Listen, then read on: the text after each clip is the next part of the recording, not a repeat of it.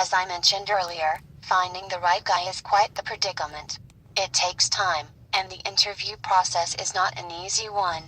This next trap is all about falling for the wrong man, which I am sure has happened to almost every woman in the dating world. Some women know he has some traits that make him the wrong man but decide to wait it out and see if he changes. Some women started off great but then have a revelation deep into the relationship.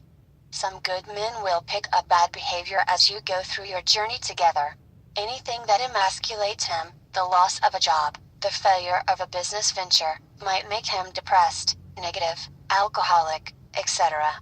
Most men, however, do not change and will have had that bad behavior from the beginning.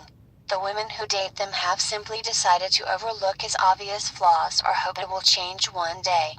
Some women put up with bad behavior because they are confident it will change. It won't. We all need to be more honest toward ourselves, step out of denial, and decide to see things clearly. If you look back at past relationships that ended badly, you'll notice that his flaws were obvious in the early stages of the relationship, often even sooner. I've had my fair share of this as well. The first girl I ever dated started to make me unhappy after the 2-week mark of the relationship. She told me how much she was attracted to me, how much she loved me, and how much she wanted to be with me. My gut feeling, however, was communicating an entirely different story. I could tell something was wrong, and I had difficulties focusing and concentrating on other things. I was still going to the university at that time, and this negatively impacted my grades. 8 months into the relationship, she ended it. 2 years later, I found out she was a lesbian. And apparently a pretty good actress, too. She couldn't fool my gut instincts, however. I should have listened to them. Her flaws in our relationship were obvious, but I had chosen to overlook them. This has happened twice more, and it has made me waste a lot of time in each of those relationships. The other women had personality disorders that I quickly picked up on. I, however, foolishly believed it would pass or that I, being a coach who helps people change, would be able to change them. I was wrong. I knew these women weren't right for me before the 2-month mark. It usually only takes a couple of weeks of dating to conclude that something is wrong.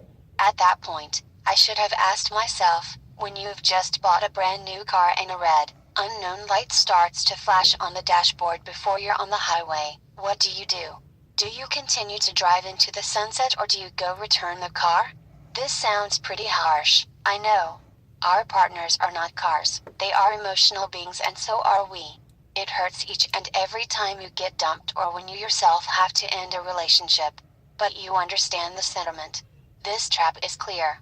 It's about falling for the wrong person, realizing it, and despite everything, deciding to continue to give it shot after shot after shot. When you look at your own life or the lives of the people you know, how many of them have stepped into this trap? Most of us have, and that's okay. The question is how many more times will we step into the trap with our eyes wide open, knowing it will hurt somewhere down the line? Getting back together with an ex is a side trap of this main trap. Many women decide to give it another try with their ex because they prefer to not be alone. They miss the bond they had with that person, they miss the excitement, both the highs and the lows of the emotional roller coaster, or most importantly, because he promised them it would be different this time. It never is. I've statistically counted all of my coaching clients who ever decided to get back together with an ex. Not a single one of those couples have survived the 5-year mark after getting back together. The reason is pretty simple. The relationship went south the first time for a reason, and this very reason will resurface pretty quickly. When you decide he's not the right guy, for any reason, take off the blinders and try to imagine living the rest of your life with him while he remains exactly the same. That's probably an accurate simulation of the future. But how do you know you're dealing with the wrong guy? I'll deal with some of the types of really bad guys later on, but for now, here are some red flags you should look out for. 1. How does he deal with problems and challenges? People often show their true persona when things don't go to plan. How does he treat you and others? Whenever he's facing a large obstacle, it's okay for him to be in a bad mood. We all might be. Examples of large obstacles include losing a job, losing a client, any form of income loss, getting bad news, and so on. This is, however, never a reason for him to treat you without respect. There's never a reason for a man to disrespect a woman when she's respectful toward him.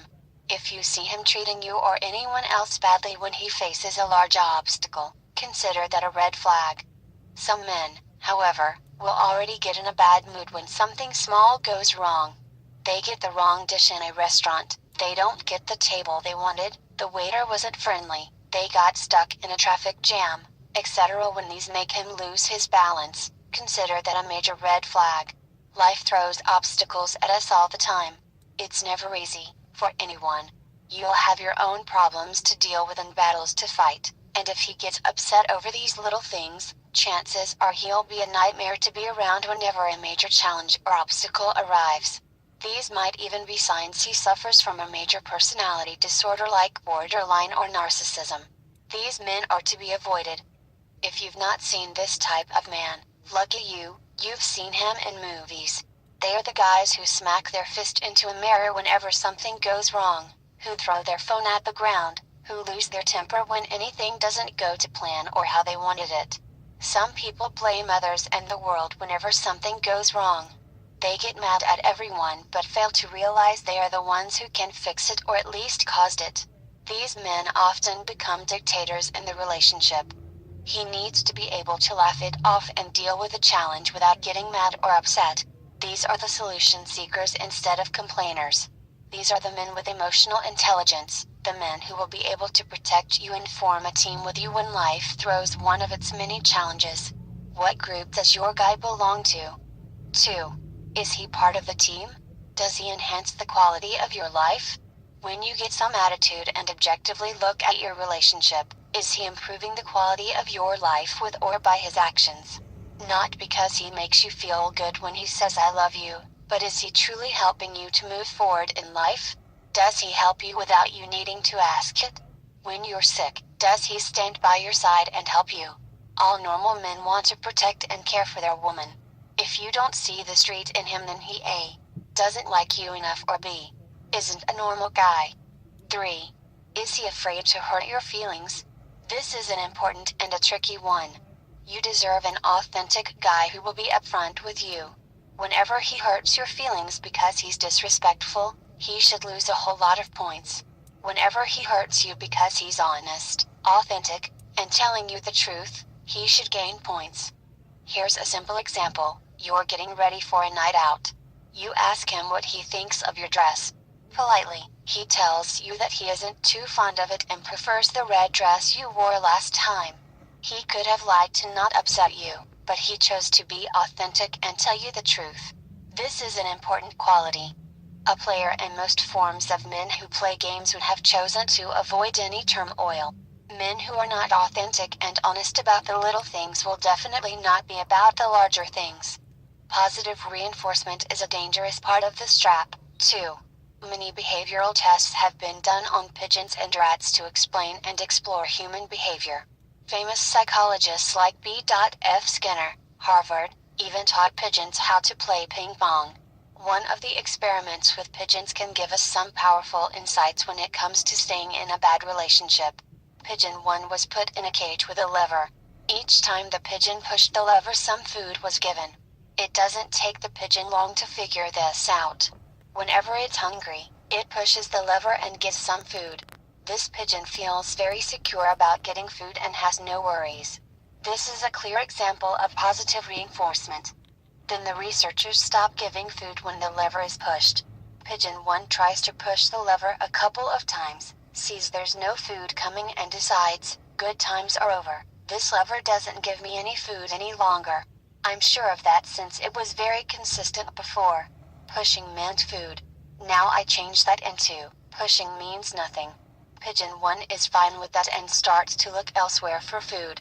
It stops pushing the lever. Pigeon 2 is treated differently. It's put in the exact same type of cage with a lever. The only difference is pushing the lever only sporadically gives food. Pigeon 2, for example, pushes the lever 3 times and only gets food the 4th time.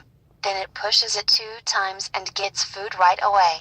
The next time it takes 11 pushes before some food is given. Then the researchers stop giving food when the lever is pushed.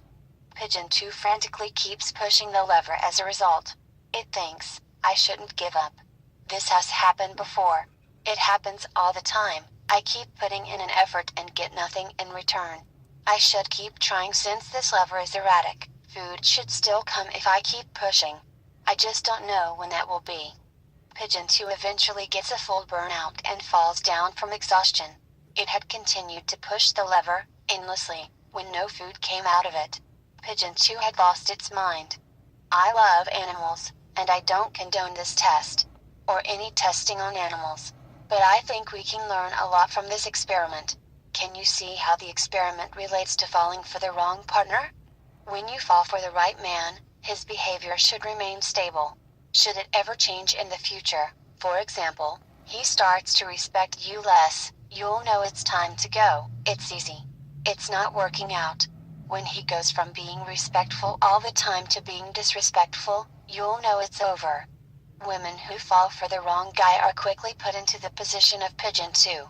His affection and love is given sporadically, and she has no idea when it will come. She trusts to be a good, loving woman. She's there for him and ready to help him out wherever she can, thus pushing the lever. He, on the other hand, only gives some affection, some love every now and then, and she never knows when. Whenever his behavior turns into bad behavior, however long this lasts, she keeps hoping for things to get better. She knows there's a good guy in there somewhere, just as Pigeon 2 had learned the lever does give food every now and then. This woman will continue to rationalize his lack of love and respect. She thinks, I shouldn't give up. This has happened before. It happens all the time that I keep putting in an effort and get nothing in return. I should keep trying since he is erratic. His love and affection should still come if I keep trying. I just don't know when that will be. At the end, she burns out, gets depressed, or suffers from any other form of mental breakdown as a consequence. Some women get trapped into this loop for years or even decades. If you're ever trapped in a relationship that resembles the cage of Pigeon 2, where what you need, love, attention, affection, is only given sporadically, be wary and try to understand this erratic positive reinforcement is dangerous. Call it quits before your mind or body calls it quits on you. Trap 11.